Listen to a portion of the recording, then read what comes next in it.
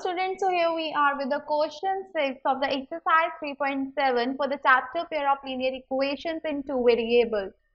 So the question 6 is draw the graphs of the equations 5x minus y is equals to 5 and the second equation is 3x minus y is equals to 3. Determine the coordinates of the vertices of the triangle formed by these lines and the y-axis. So what it means is that in order to find the coordinate out of the vertices of the triangle, we need three lines which will form the triangle on the graph. The first equation is 5x minus y is equals to 5. The second equation is 3x minus y is equals to 3. And the third equation from which triangle can be formed is y-axis. Okay. Now starting up with the first equation, that is 5x minus y is equals to 5. And as we know, in order to draw the line from this very linear equation, I need to draw the table between the variables x and y. So the table will be formed between the variables x and y, right? So assume any value for the variable x. Suppose I have been taking the value 0 for the variable x. Then the value of the y on putting this equation, that is on substituting the value for the variable x in this equation, the value of the y comes out to be equal to minus 5. Now again suppose any value for the variable x, say 1. Now substituting x is equal to 1 in this equation, the value of the y comes out to be equal to 0. So from here I have obtained 2 points for this very linear equation. What are those points? 0, minus 5 and 1, 0. Now coming to the second equation. Here the second equation is 3x minus y is equals to 3. Now again, in order to draw the line from this very equation, what I need to draw a table between the variables x and y. So drawing the table between the variables x and y, and suppose any value for the variable x, say 0. Now substitute x is equal to 0 in this linear equation, the value of the y comes out to be equal to minus 3. Now again suppose any value for the variable x, say 1.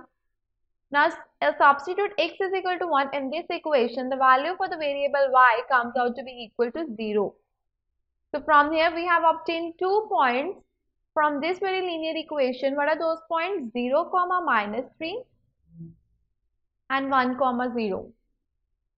Now mark the points for the first linear equation, that is 0, minus 5, which will be this point, and the second point is 1, 0, which will be this point. Now join these points such that a line will be passing from these very points. So let me join points 0, minus 5 and 1, 0. It will form the line, this one, right? Now let me extend this line such that it will be passing from the points which have been obtained from the table. Now coming to the second equation, we have obtained 2 points, 0, minus 3 and 1, 0. Mark these points on the graph. 0, minus 3 will be this point and 1, 0 again will be this point. So now again draw the line which will be passing from these 2 points. Let me draw the line with the color green so that it will be more clear to you.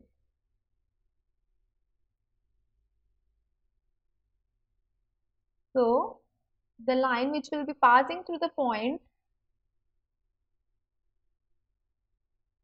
0, minus 3 and 1, 0 will be this point.